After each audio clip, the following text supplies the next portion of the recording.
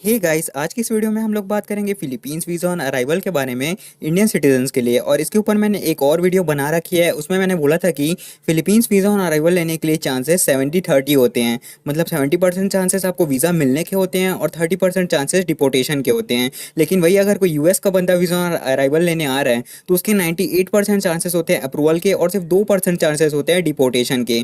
और बहुत सारे लोग ये प्रॉपर डॉक्यूमेंट्स भी क्लियर नहीं होते, ठीक है। बहुत सारे लोग ऐसे होते हैं जिनके प्रॉपर डॉक्यूमेंट्स भी क्लियर नहीं होते, जैसे कि सैलरी स्लिप्स और इनकम टैक्स रिटर्न, और ये सब डॉक्यूमेंट्स बहुत ज़्यादा इंपॉर्टेंट होते हैं अगर आपको एम्बेसी से वीज़ा लेना होता है तो।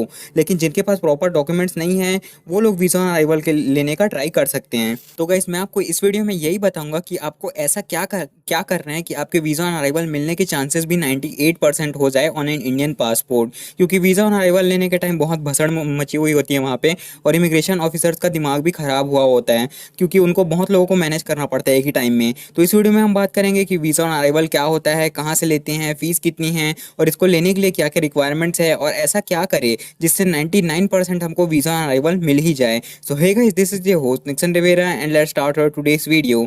गाइस, वीज़ा ऑन अराइवल का मतलब होता है कि जब आप उस देश में जाओगे तब आपको पहले से वीज़ा लेने की कोई ज़रूरत नहीं है, और आप जैसे ही उस देश के एयरपोर्ट पर लैंड होगे तो वहाँ पे भी आपको वीज़ा ऑन अराइवल मिलता है। मतलब एयरपोर्ट में, मतलब अराइवल में ही आपको वीज़ा मिल जाएगा। अब आप बोलोगे कि ऑन अराइवल वीज़ा कैसे मिलेगा, तो गाइस उसके कुछ रिक्वायरमेंट्स होते हैं, और रिक्वायरमेंट्स क्या क्या है उसके बारे में मैं आपको इसी वीडियो में बता दूंगा, ठीक है। तो जब आप मनीला एयरपोर्ट या किसी भी एयरपोर्ट पर जाओगे उसके बाद वहाँ पर वीज़ा ऑन अराइवल के काउंटर्स दिख जाएंगे आपको, ठीक है। वहाँ पर आपको जाना है और एक फॉर्म फिल करना है जिसको बोलते हैं वीज़ा ऑन अराइवल फॉर्म, और अपना डॉक्यूमेंट सबमिट करना है, और फिर आपके पासपोर्ट पर वो लोग वीज़ा लगा देंगे। एक इमिग्रेशन होता है छोटा सा, और थोड़ा सा कुछ कुछ डॉक्यूमेंट चेक करते हैं, उसके बाद वीज़ा लगा देंगे। और अगर आप पहले कभी थाईलैंड गए हो तो फिर आपको अच्छे से पता ही होगा कि वीज़ा ऑन अराइवल कैसे टाइप से होता है। लेकिन थाईलैंड का वीज़ा ऑन अराइवल लेने के लिए हमको 44 या फिर 4600 इंडियन रुपीज़ देने पड़ते थे, ठीक है। And on the other hand Philippines visa on arrival for Indians it's totally free of cost. मतलब वीज़ा आपको एकदम फ्री में मिलेगा और पैसे देने की कोई ज़रूरत नहीं है आपको। अब गाइस बात करें कि अब कितने दिन के लिए फिलीपींस में स्टे कर सकते हो वीज़ा ऑन अराइवल लेके, तो गाइस आपका स्टे पीरियड आपको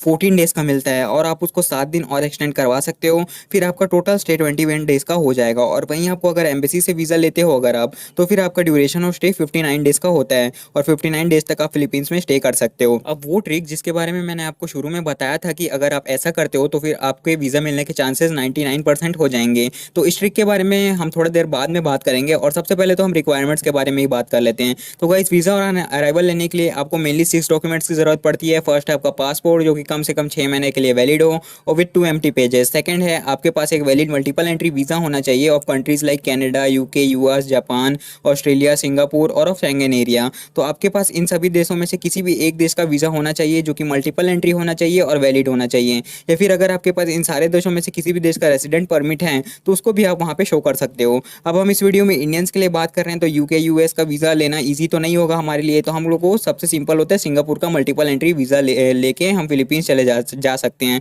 वैसे भी आपने जितनी भी वीडियोस देखी होंगी फिलीपींस वीज़ा ऑन अराइवल के बारे में, तो उसमें सारे यूट्यूबर्स के मुंह से आपने यही सुना होगा कि सिंगापुर का वीज़ा इज़ द बेस्ट। तो उसके बारे में हम इस वीडियो में बात नहीं करेंगे। तो आपको जो थर्ड डॉक्यूमेंट जो शो करना पड़ेगा वो है आपकी रिटर्न टिकट, कि आप फिलीपीन से कब वापस जाओगे। और अगर आप रिटर्न इंडिया नहीं आ रहे हो तो आप और किसी कंट्री में जा रहे हो तो आपको वहाँ का मतलब रिटर्न के बर्थडे ऑनवर्ड टिकट भी दिखा सकते हो, क्योंकि उनको बस ये चाहिए होता है कि आप उनके कंट्री से बाहर जाओ एक स्पेसिफिक टाइम के बाद। अब गए जो फोर्थ थिंग है वो आपका होटल कन्फर्मेशन, एंड अगर आपकी होटल प्रीपेड है तब तो वो और ज़्यादा अच्छा है। और होटल बुकिंग बहुत ज़रूरी होती है वीज़ा अराइवल के लिए गाइस, क्योंकि एक ट्रस्ट बन जाता है, ठीक है। वैसे होटल रिक्वायरमेंट्स की मतलब होटल बुकिंग्स की रिक्वायरमेंट नहीं है, पर अगर आपके पास है तो ज़्यादा अच्छा होता है। फिफ्थ थिंग है गाइस आपका पासपोर्ट साइज फोटोग्राफ, जो कि 3 मंथ से ज़्यादा पुराना नहीं होना चाहिए, 2-4 फोटोग्राफ्स लगता है। और सिक्स जो थिंग है वो कोई डॉक्यूमेंट तो नहीं है, लेकिन एक रूल है कि no derogatory record with the Philippines Bureau of Immigration. इसका मतलब है कि अगर फिलीपींस से आप पहले भी कभी डिपोर्ट हुए हो या फिर कोई पंगा हुआ है आपका फिलीपींस ब्यूरो ऑफ इमिग्रेशन के साथ, तो फिर अगर आपके सारे डॉक्यूमेंट्स क्लियर भी होंगे तो भी आपको वीज़ा नहीं दिया जाएगा, क्योंकि आपका पहले से पंगा हो चुका है फिलीपींस ब्यूरो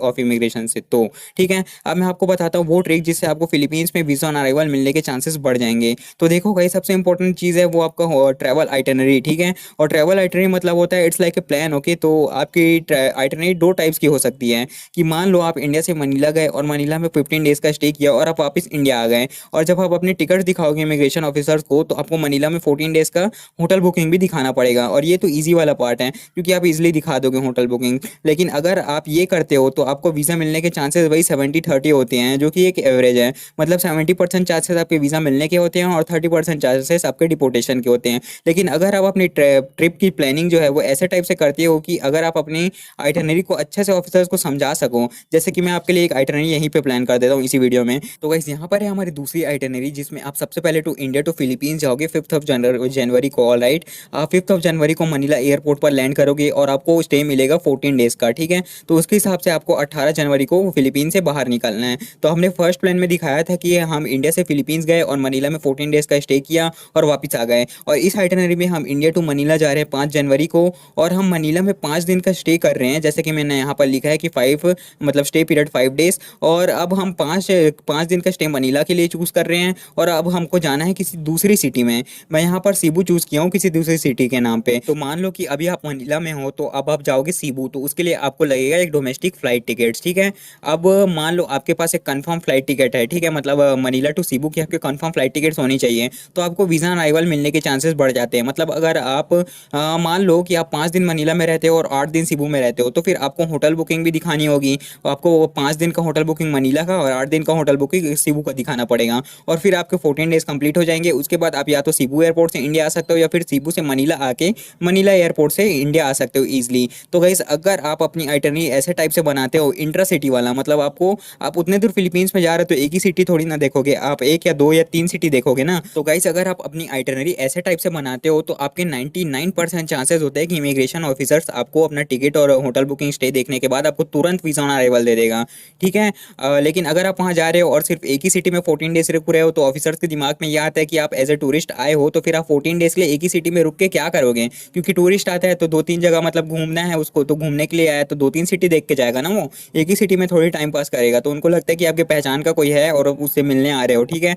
ये दिक्कत हो जाता है और उनके दिमाग में बहुत सारे डाउट्स आने लगते हैं, उल्टा सीधा क्वेश्चन पूछने लगते हैं वो लोग। तो अगर आपको फिलीपींस में वीज़ा ऑन अराइवल चाहिए तो मैंने जैसे बताया आपको वैसी टाइप की प्लानिंग करनी है, ठीक है। और अगर आप अपने गर्लफ्रेंड से मिलने जा रहे हो और आपकी गर्लफ्रेंड मनीला में रहती है तो फिर आप अपनी गर्लफ्रेंड के साथ मनीला में ही रहना चाहोगे, आपको सीबू जाने की क्या ज़रूरत है, ठीक है। तो ऐसा भी हो सकता है, पर आपको वहाँ जाने के पहले आपको सीबू में नहीं जाना है, ठीक है। मतलब आप वहाँ गए तो अपना जो होटल है, फ्लाइट की टिकट है वो सब सीबू तक का बुक कर सकते हो। और आप जैसे 5 दिन रह लिए ना मनीला में, उसके बाद आपको सीबू नहीं जाना है तो आप booking.com से सीबू में एक होटल बुकिंग कर देना कि हाँ मैं यहाँ से सीबू जा रहा हूँ या कहीं भी जा रहा हूँ करके, और फ्लाइट भी बुक कर लो। एक बार वीज़ा मिल जाएगा ना, वीज़ा अराइवल, उसके बाद कैंसिल कर देना टिकट को, क्योंकि एक बार इमिग्रेशन हो गया उसके बाद वो ऑफिसर कौन सा आपको देखने आएगा कि आप सीबू में हो कि मनीला में हो। उसके बाद आप मनीला में अपना स्टे पीरियड को एक्सटेंड करवा लेना, मतलब जैसे मनीला में जो 5 दिन का होटल बुक किया था ना उसको और 8 दिन का एक्सटेंड करवा लेना, होटल में ज़्यादा पैसे देके। तो अगर आप ऐसा करोगे तो वीज़ा अराइवल मिलने के चांसेस 99% हो ही जाते हैं। और मैं ये रिकमेंड करूँगा कि आप एम्बेसी से वीज़ा लो, लेकिन आपके पास अगर सैलरी स्लिप्स नहीं है,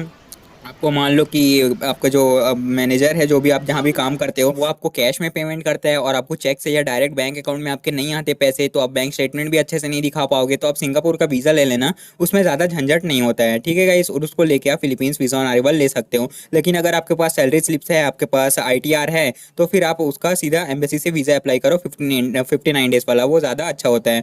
तो बस गाइस इस वीडियो में इतना ही। आई होप आपको ये वीडियो से कुछ सीखने मिला होगा। अगर आपको ये वीडियो पसंद आई होगी तो वीडियो को लाइक कर देना और चैनल को सब्सक्राइब कर देना। तो मिलते हैं गाइस हम हमारी नेक्स्ट वीडियो में। Thanks for watching and have a good day.